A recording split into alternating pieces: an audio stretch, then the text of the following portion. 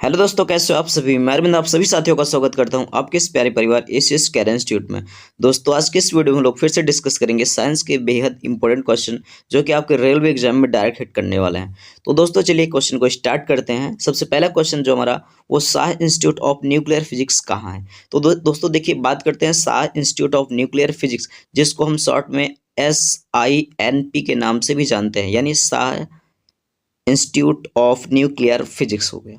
बात करते हैं कहाँ है, तो दोस्तों ये आपका कोलकाता में। लेकिन अगर बात करते हैं कोलकाता में कहाँ है, तो दोस्तों ये कोलकाता में जो है वो विधान नगर में है।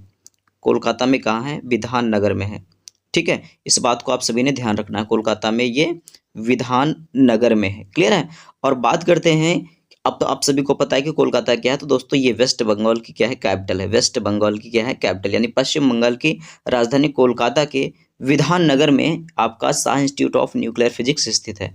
अब बात करते हैं इसकी स्थापना के बारे में। तो दोस्तों इसकी जो स्थापना हुई थी तो वो हुई थी दोस्तों 1950 में। ठीक है, स्थापना से क्वेश्चन पूछा जा सकता है कि science institute of nuclear physics की स्थापना कब हुई थी, तो वो हुई थी 1950 में। और बात करते हैं दोस्तों कि इस संस्थान का जो नाम है वो किसके नाम पर पड़ा है, तो आपको सभी को पता होना चाहिए दोस्तों कि प्रसिद्ध भारतीय वैज्ञानिक जो थे मेघनाथ साहा के नाम पर इसका नाम पड़ा है। किसके नाम पर, मेघनाथ साहा। ठीक है, मेघनाथ मेघनाथ साहा के नाम से, ठीक है, इस इंस्टीट्यूट का नाम पड़ा हुआ है। आई होप दोस्तों ये बातें आपको समझ में आ गई होंगी। चलिए बढ़ते हैं अगले प्रश्न की तरफ। ठीक है, अगले प्रश्न की तरफ अगर हम बढ़ते हैं दोस्तों, तो अगला प्रश्न जो हमारा वो है ये है कि शनि के रिंग्स की खोज का श्रेय किससे जाता है। ठीक है, यानी आप कह सकते हैं कि जो शनि ग्रह होता है उसके जो रिंग मतलब छल्ले जो बने होते हैं, ठीक है, वो पहनने वाला रिंग नहीं, जो शनि ग्रह में जो छल्ले बने होते हैं, ठीक है, वहां पर वलय बना होता है। ठीक है, वलय। तो इसके बारे में किसने बताया था दोस्तों, इसके बारे में बताया था गैलीलियो ने। ठीक है, किसने, गैलीलियो ने। बात कर लेते हैं थोड़ा शनि ग्रह के बारे में। तो देखो दोस्तों, हम बात करते हैं कि अगर शनि ग्रह की हम बात करते हैं तो शनि ग्रह जो है वो सूर्य से दूरी के क्रम में अगर हम बात करें तो बुध, शुक्र, पृथ्वी, मंगल और बृहस्पति के बाद ये छठा ग्रह है। और बात करते हैं आकार और संरचना के बारे में अगर, तो आप ये समझिए कि यह एक विशाल गैस दानव है जिसका व्यास पृथ्वी से लगभग 9 गुना है। ठीक है, इसका जो व्यास है वो पृथ्वी से कितना, लगभग 9 गुना बड़ा है, 9 गुना ज़्यादा है। अब अगर यहाँ पर बात करते हैं और इसका जो आयतन है बेसिकली वो पृथ्वी से 700 से भी गुना ज़्यादा है। ठीक है, इसका जो आयतन है पृथ्वी से 700 गुना से भी ज़्यादा है। क्लियर दोस्तों, आई होप ये बातें आपको समझ में आई होंगी।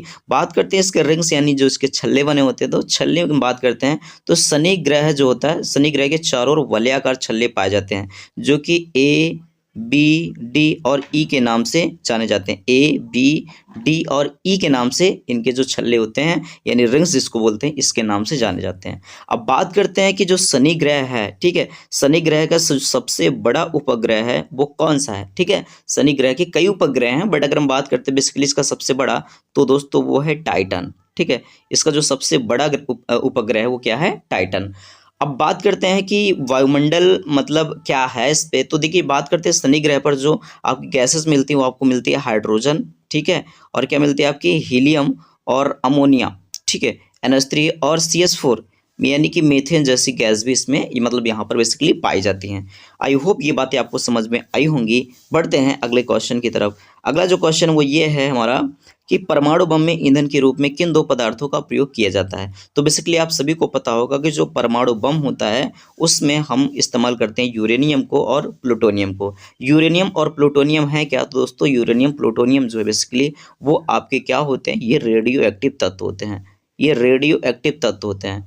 ठीक है, अब ये रेडियो एक्टिव तत्व क्या होते हैं इसके बारे में मैंने आपको बता रखा है कि ऐसे तत्व होते हैं जो अपने अंदर से अल्फा, बीटा कण और गामा रेस क्या करते हैं, अपने आप उत्सर्जित करते हैं, अपने आप निकालते रहते हैं। तो हिरोशिमा और नागासाकी पे जो अमेरिका ने बम गिराए थे, ठीक है, परमाणु बम, तो उसमें बेसिकली इसी का प्रयोग हुआ था, यूरेनियम और प्लूटोनियम का। आपको कमेंट बॉक्स में जवाब देना है कि अमेरिका ने जो बम गिराया था, ठीक है, जापान के हिरोशिमा और नागासाकी पे, वो कब गिराया था, मतलब किस डेट पे और किस सन में गिराया था, और उस बम का नाम क्या था। ठीक है, उस बम का नाम क्या था। 2 बम थे, 2 गिराए गए थे 2-2 जगहों पर, तो उनके नाम क्या था, इसका जवाब ना आपको कमेंट बॉक्स में देना है। क्लियर है, क्वेश्चन आसान है, इसका जवाब आप बहुत आराम से दे सकते हैं। बढ़ते हैं अगले क्वेश्चन की तरफ। अगला जो क्वेश्चन ये है दोस्तों कि प्रतिरोध का एसआई मात्रक क्या है। दोस्तों देखिए प्रतिरोध क्या होता है, धारा के मार्ग में उत्पन्न जो अवरोध होता है, रुकावट होती है, उसी को क्या बोला जाता है, प्रतिरोध। अब प्रतिरोध को अगर हम किस तरीके से ऐसे सिम्बलाइज करते हैं, और इसका जो साइन होता है वो आर होता है, इसका जो फॉर्मूला होता है वो होता है आर बराबर वी अपॉन आई। तो इसके मात्रक की अगर बात करते हैं तो मात्रक हमारा हो जाएगा क्या, वोल्ट, और क्या हो जाएगा, वोल्ट प्रति एम्पियर। ठीक है, वोल्ट प्रति एम्पियर, यानी वी का वोल्ट हो जाएगा और धारा का क्या हो जाएगा, एम्पियर हो जाएगा। बट वोल्ट प्रति एम्पियर को हम क्या बोलते हैं, यानी अब समझना आर बराबर वी अपन आई, और प्रतिरोध का मात्रक जो होता है वो आपका ओम भी होता है। ठीक है, ओम वो होता है, प्रतिरोध का मात्रक क्या होता है, ओम। क्योंकि प्रतिरोध के बारे में किसने बताया था, तो वो बताया था जॉर्ज साइमन ओम ने। ठीक है दोस्तों, किसने बताया था, जॉर्ज साइमन ओम ने बताया था। ठीक है, होपफुली दोस्तों आपको बातें समझ में आ गई होंगी। बढ़ते हैं अगले क्वेश्चन की तरफ। अगला क्वेश्चन जो है आपका, अगला क्वेश्चन है आपका, पारा कितने डिग्री सेल्सियस पर जमता है। देखिए दोस्तों, वैसे आप सभी को पता होगा कि पारा क्या है, एकमात्र ऐसी धातु है, पारा एकमात्र ऐसी धातु है जो कि लिक्विड फॉर्म में आपको देखने को मिल जाती है। अब बात करते हैं इसका जो सिंबल होता है वो क्या होता है आपका Hg, जिसको अपन क्या बोलते हैं, मरकरी बोलते हैं। ठीक है, मरकरी बोलते हैं। अब इसका प्रतीक Hg क्यों, क्योंकि लैटिन भाषा में इसको हाइड्रोजियम बोल जाता है, इसलिए इसका प्रतीक क्या है, Hg है। अब बात करते हैं कितने डिग्री सेल्सियस पर ये जम जाता है, तो दोस्तों -39 डिग्री सेल्सियस पर पारा क्या होता है, जम जाता है। -39 डिग्री सेल्सियस पर पारा जम जाता है। क्लियर है दोस्तों। चलिए अब बात करते हैं कि आपसे एक क्वेश्चन और है कि ऐसे स्थान जहां का टेम्परेचर इससे भी कम होता है, बेसिकली है ना, बहुत ज़्यादा कम होता है, मतलब -40, 50, -60 ऐसे, वहां पर उसका टेम्परेचर मापने के लिए जो आपके थर्मामीटर होते हैं उसमें, आप सभी को वैसे पता है कि थर्मामीटर में पारा का इस्तेमाल करते हैं, बट जिसका टेम्परेचर -50, -60 है, तो वहां पर जो थर्मामीटर इस्तेमाल किया जाता है उसमें कौन सा लिक्विड इस्तेमाल किया जाता है, इसका भी जवाब आपको कमेंट बॉक्स में देना है। क्लियर है, चलो आगे बढ़ते हैं दोस्तों, बढ़ते हैं अगले क्वेश्चन की तरफ। अगला क्वेश्चन ये है कि दाब बढ़ाने पर बर्फ की गलनांक पर क्या प्रभाव पड़ता है। तो दोस्तों दाब अगर बढ़ा दिया जाता है तो बर्फ का जो गलनांक होता है क्या होता है, वो घट जाता है बेसिकली। कोल गैस की अगर हम बात करते हैं बेसिकली, ठीक है, यहाँ पर अगर हम बात करें दोस्तों कोल गैस के बारे में, तो आपको इस बात को ध्यान देना है कि ये पहले तो पूछा आपसे कि किसका मिश्रण है दोस्तों, तो ये मिश्रण फिलहाल हाइड्रोजन और किसका, मीथेन का, यानी H2 + CH4, ये दो गैसों का जो मिश्रण होता है इसको हम क्या बोलते हैं, कोल गैस। अब कोल गैस को जो ये ना, इसको हम कोयला गैस भी बोलते हैं। ठीक है, इसको हम जो है कोयला गैस भी बोलते हैं, और कोयला गैस के अलावा इसको हम टाउन गैस भी बोलते हैं। ठीक है, क्या बोलते हैं, टाउन गैस। ध्यान रखना है, मतलब आपसे पूछा जा सकता है क्वेश्चन कि टाउन गैस के नाम से कौन सी गैस फेमस है, तो आपकी क्या, कोल गैस। ठीक है, अब बात करते हैं कि यह एक मतलब ज्वलनशील गैसीय ईंधन है जो कि कोयलों को हवा की अनुपस्थिति में गर्म करने पर प्राप्त किया जाता है, और इसका उपयोग जो है बेसिकली किस में किया जाता है, वो ईंधन के रूप में किया जाता है। इसका जो उपयोग होता है कहाँ किया जाता है, ईंधन के रूप में किया जाता है। क्लियर है, आई होप दोस्तों ये बातें समझ में आ गई। और यहाँ पर अगर हम बात करें थोड़ा और डिटेल में, तो कोयला गैस का जो उत्पादन है वो बिटुमिनस कोयले के विनाशकारी आसवन, यानी कि हम बात कर लें हवा की अनुपस्थिति में गर्म करने पर जो है बिटुमिनस कोयला को गर्म करने पर आपका कोल गैस प्राप्त होती है। घटक के बारे में मैंने बता दिया कि ये आपका हाइड्रोजन और मीथेन से मिलके बना होता है, और उपयोग कहाँ होता है भैया, औद्योगिक और घरेलू ईंधन के रूप में इसका इस्तेमाल किया जाता है। होपफुली दोस्तों आपको बातें समझ में आई होंगी। कोई क्वेश्चन आपका कोई डाउट रहता है तो आप जरूर कमेंट कीजिएगा। ठीक है, बिल्कुल कमेंट कीजिएगा मेरे भाई। चलिए आगे बढ़ते हैं मेरे भाई, अगले प्रश्न की तरफ बढ़ते हैं। हम बात करते हैं कि अगला जो क्वेश्चन है वो आपका है, लाल रड का रासायनिक नाम क्या है। तो दोस्तों इसका रासायनिक नाम है ट्राईप्लम्बिक टेट्रा ऑक्साइड। तो आपने यहाँ पर देखा कि इसका जो फॉर्मूला होता है बेसिकली, हम बात करते हैं कि लाल रड का जो रासायनिक नाम है बेसिकली वो क्या है आपका, ट्राईप्लम्बिक टेट्रा ऑक्साइड है। लेकिन अगर इसके फॉर्मूले की बात करें दोस्तों, तो इसका जो फॉर्मूला होता है वो होता है आपका Pb3O4। ध्यान रखना है, फॉर्मूला आपसे पूछा जा सकता है कि ट्राईप्लम्बिक टेट्रा ऑक्साइड का जो फॉर्मूला होता है वो क्या होता है, Pb3O4 होता है। अच्छा, इसको जो है लाल रेड, जो मैंने आपको बता दिया कि लाल रेड के नाम से इसको जाना भी जाता है। इसको हम सिंदूर या मिनियम भी कहते हैं। ठीक है, या मतलब सिंदूर नहीं, बेसिकली नॉर्मल तो मतलब सिंदूर तो नहीं बोलेंगे, इसको हम सिस सिंदूर बोलते हैं। ठीक है, इसको क्या बोलेंगे, सिस सिंदूर, सिस सिंदूर, या फिर इसी को क्या बोला जाता है, मिनियम भी बोला जाता है, या मिनियम भी कहा जाता है, मिनियम। चलो मिनियम, मिनियम कहा जाता है। ठीक है, और आपने इस चीज़ को देख लिया। बढ़ते हैं अगले प्रश्न की तरफ। अगला जो प्रश्न है वो आपका ये है कि शुद्ध अल्कोहल में कौन सा रसायन मिलाकर पावर अल्कोहल के रूप में हवाई जहाज के ईंधन के रूप में प्रयुक्त किया जाता है। दोस्तों एक बात ध्यान रखना है कि जो शुद्ध अल्कोहल में कौन सा रसायन मिला करके, तो दोस्तों शुद्ध अल्कोहल में जो है हम क्या करते हैं, ईथर या बेंजीन मिला करके, पावर अल्कोहल के रूप में हवाई जहाज के रूप में इसका इस्तेमाल किया जाता है। कई बार आपने ये भी देखा होगा मेरे भाई कि जो अल्कोहल होता है, बेसिकली अल्कोहल में क्या करते हैं, हम पेट्रोल भी इस्तेमाल करते हैं। अल्कोहल में पेट्रोल का इस्तेमाल करते हैं तो हमारा क्या तैयार हो जाता है बन करके, पावर अल्कोहल। और पावर अल्कोहल का इस्तेमाल कहाँ करते हैं, हवाई जहाज का जो ईंधन होता है उसमें इसका इस्तेमाल किया जाता है। ठीक है, पावर अल्कोहल का इस्तेमाल हवाई जहाज के ईंधन में किया जाता है। बात करते हैं कृत्रिम सुगंधित पदार्थ बनाने में किसका प्रयोग किया जाता है। ठीक है, तो कृत्रिम सुगंधित पदार्थ बनाने में जो है किसका प्रयोग किया जाता है दोस्तों, तो वो किया जाता है एथिल एसीटेट का। ठीक है, किसका प्रयोग करते हैं दोस्तों, एथिल एसीटेट का हम प्रयोग करते हैं। एथिल एसीटेट के अगर फॉर्मूला की बात करें तो दोस्तों इसका फॉर्मूला हो जाएगा CH3COO, ये आपका एथिल समूह हो जाएगा और मतलब एसीटेट हो जाएगा, ये एसीटेट समूह हो जाएगा। और यहाँ पर जब ऐड कर देते हैं C2H5 यानी एथिल, तो आपका हो जाएगा ethyl acetate. Ethyl acetate CH3COO C2H5 आपका हो जाएगा एथिल एसीटेट। बात करते हैं दोस्तों अगले प्रश्न की तरफ। फलों के रसों को सुरक्षित रखने के लिए किस अम्ल का प्रयोग किया जाता है। तो दोस्तों फलों के रस को सुरक्षित रखने के लिए हम किसका इस्तेमाल करते हैं, फॉर्मिक एसिड का इस्तेमाल करते हैं। फॉर्मिक एसिड का फॉर्मूला क्या होता है, HCOOH होता है। IUPAC नाम इसका क्या होता है, तो इसका दोस्तों IUPAC नाम होता है मेथेनल। ठीक है, इसका IUPAC नाम क्या होता है, मेथेनल होता है। क्लियर है, चलिए आगे बढ़ते हैं। अगला क्वेश्चन आपका कि किस गैस का प्रयोग शल्य क्रिया व जीवाणुनाशक के रूप में किया जाता है।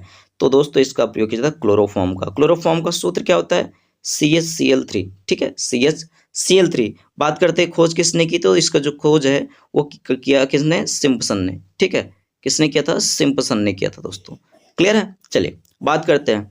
वैसे बेसिकली खोज के बारे में किसी और को जब भी आप देखेंगे, अलग अलग बुक की स्टडी करेंगे तो खोज के बारे में किसी और की स्टडी की मतलब बारे में मेंशन है, लेकिन एक्चुअल में आंसर आपका ये सिम्पसन क्यों सही माना जाता है। बेसिकली जो मतलब क्लोरोफॉर्म का इस्तेमाल इन्होंने निश्चेतक के रूप में शल्य क्रिया में मतलब बेहोश करने के लिए इसका प्रयोग सिम्पसन ने ही किया था, इसलिए इन्हीं को माना जाता है। बात करते हैं, समझ गए बात को कुल मिलाकर के कि मतलब क्लोरोफॉर्म क्या है, ये आपका एक निश्चेतक के रूप में मतलब बेहोश करने के लिए इसका इस्तेमाल किया जाता है निश्चेतक के रूप में। जैसे आप लोगों ने देखा ऑपरेशन वगैरह किया जाता है तो जो सोने वाली सुई बोलते हैं जिसको इंजेक्शन लगाया जाता है, तो वो क्या होता है उसमें क्लोरोफॉर्म का इस्तेमाल किया जाता था। लेकिन अब उसकी जगह पे अब दूसरे मतलब आप समझिए कि दूसरे हम क्लोरोफॉर्म की जगह पर डाईएथिल ईथर वगैरह का इस्तेमाल करते हैं, क्योंकि इसके थोड़ा बहुत मतलब नुकसान देखे गए बॉडी में, तो इसलिए इसका इस्तेमाल करना बंद कर दिया गया। और आप लोगों ने भी देखा होगा कि जैसे किसी को क्लोरोफॉर्म सुंघा दिया जाता है तो क्या हो जाता है, वो बेहोश हो जाता है। जैसे फिल्मों वगैरह में भी देखा होगा आप लोगों ने कि क्लोरोफॉर्म क्या कर दिया जाता है, सुंघा दिया जाता है, बंदा बेहोश हो जाता है। लेकिन फिल्मों में ये बहुत झूठा दिखाया जाता है। मतलब ऐसा होता है कि रुमाल पे लेकर लगा के गए, उसके मुँह के पास सीधा लाए, तुरंत बंदा बेहोश, मतलब जैसे लगाए नहीं तुरंत बेहोश नहीं, कम से कम ये 3 से 4 मिनट लेता है, 3 से 4 मिनट लेता है तब जाके बंदा बेहोश होगा। ठीक है, इतनी जल्दी नहीं कि तुरंत लगाया नहीं तुरंत बेहोश, ऐसा नहीं होता है। क्लियर है,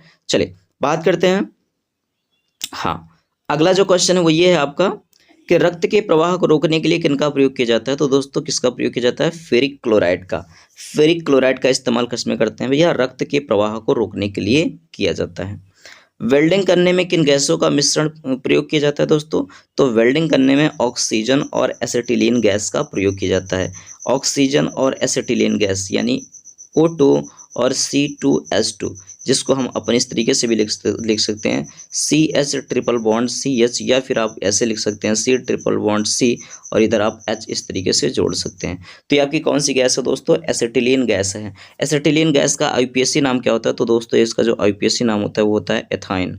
ठीक है, इसका IUPAC नाम क्या होता है, एथाइन होता है। क्लियर है, चलिए आगे बढ़ते हैं। अगला जो क्वेश्चन है वो ये है कि हाइड्रोजन गैस का आविष्कार किसने किया। देखो आविष्कार क्या मतलब, कोई चीज़ आविष्कार क्या मतलब, इसकी तो खोज हुई है। ठीक है, तो हाइड्रोजन गैस की जो खोज हुई है किसने किया था, तो किया था हेनरी कैवेंडिश ने। ठीक है, हेनरी कैवेंडिश ने जो है हाइड्रोजन गैस की खोज की थी। वैज्ञानिक एवं औद्योगिक अनुसंधान के लिए भारत में दिया जाने वाला पुरस्कार कौन सा है। यानी आप ये समझिए कि वैज्ञानिक और औद्योगिक अनुसंधान के क्षेत्र में दिया जाने वाला वो जो पुरस्कार है भारत में कौन सा है, तो इसका जो नाम है दोस्तों शांति स्वरूप भटनागर पुरस्कार। बहुत इंपॉर्टेंट क्वेश्चन है, बहुत इंपॉर्टेंट क्वेश्चन है मेरे भाई, स्टार लगाइएगा। तो आप इस बात को ध्यान दीजिएगा, इसका जो सही जवाब हो जाएगा शांति स्वरूप भटनागर पुरस्कार।